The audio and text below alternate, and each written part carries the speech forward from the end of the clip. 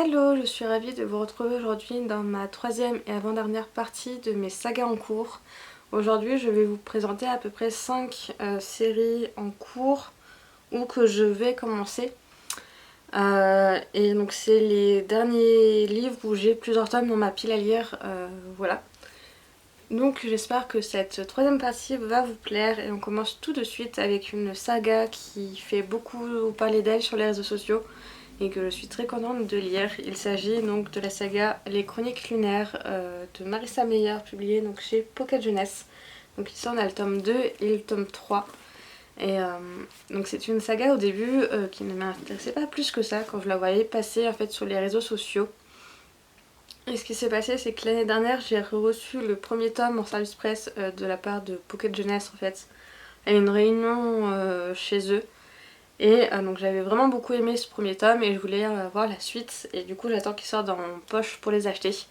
Donc c'est une saga qui retrace un petit peu donc les contes qu'on connaît, donc les contes Disney principalement.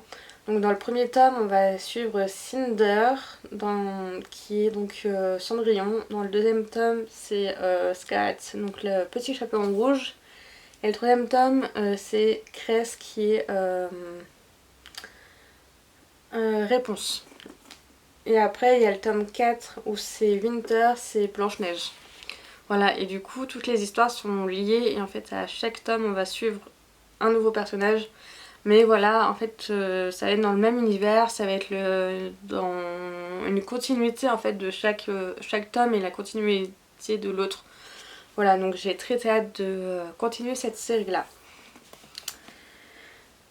La prochaine série est une série que j'ai pas encore commencé mais que j'ai très hâte de lire. Il s'agit des Contes et légendes inachevés de J.R.R. Tolkien, publié chez Pocket. Donc là j'ai le tome 1, 2 et 3.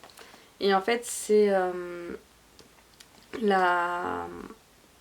des contes de la Terre du Milieu qu'on peut retrouver notamment dans Le Seigneur des Anneaux. Voilà, c'est un univers qui me plaît énormément, que j'aime beaucoup depuis très longtemps en fait, pas depuis la sortie des films en fait.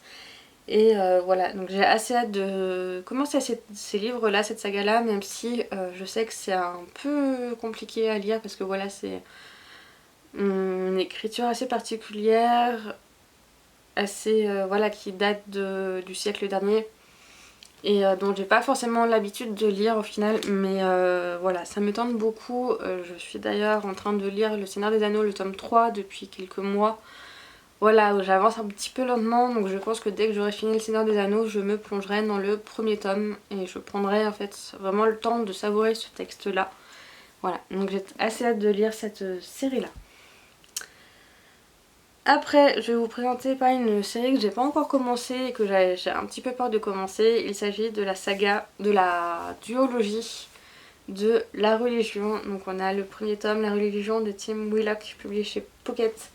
Et le deuxième tome, Les 12 enfants de Paris, de Tim Wheelock. Donc c'est une série qui se passe en 1565 pour le premier tome et 1572 dans le deuxième tome. Et donc c'est une série historique autour de la religion, des guerres de religion, etc.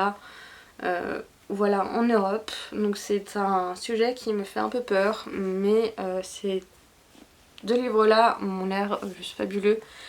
J'ai assez hâte de me plonger dedans, même si voilà, ça me fait légèrement peur en fait de me plonger dans ces univers-là parce que c'est une époque que je connais peu et voilà, donc j'ai un peu peur de pas forcément tout comprendre, mais en même temps j'ai assez hâte pour justement savoir beaucoup plus sur cette période-là et sur ces thématiques-là. Voilà. Après, je vais vous parler d'une saga que j'aime beaucoup et dont j'ai très hâte de poursuivre.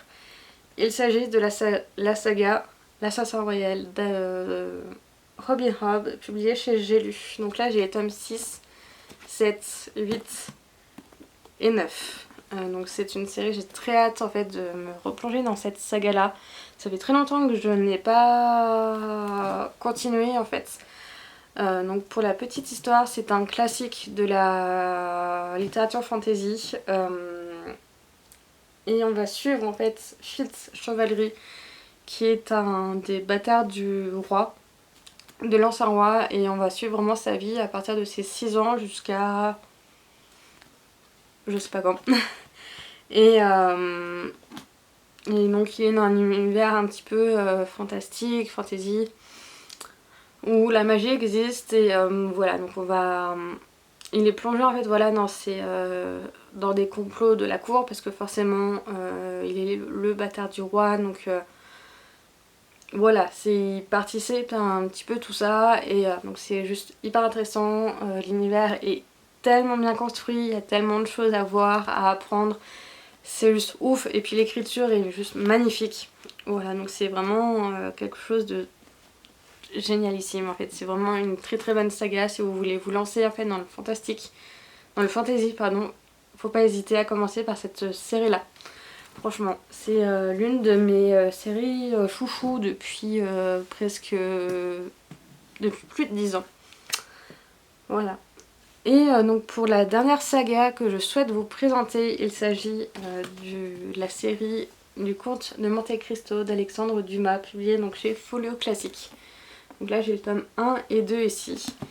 Et donc c'est vrai que cette année j'aimerais bien me mettre au classique de la littérature française et même étrangère, puisque donc je sais pas si vous le savez, je suis libraire de formation, et cette année je suis en année sabbatique, et du coup j'ai du temps pour lire, et c'est vrai que cette année j'aimerais bien lire voilà tous ces livres en fait que j'ai un peu mis de côté, parce que bon bah en librairie il faut lire la nouveauté, il faut lire le fond qui est assez récent, c'est-à-dire que il faut énormément lire en fait des livres qui sont sortis dans la dernière année en fait, pour pouvoir conseiller les clients, parce que c'est des livres qui sont présents en rayon, qui sont présents sur table, et c'est ce que demandent la plupart du temps en fait les gens.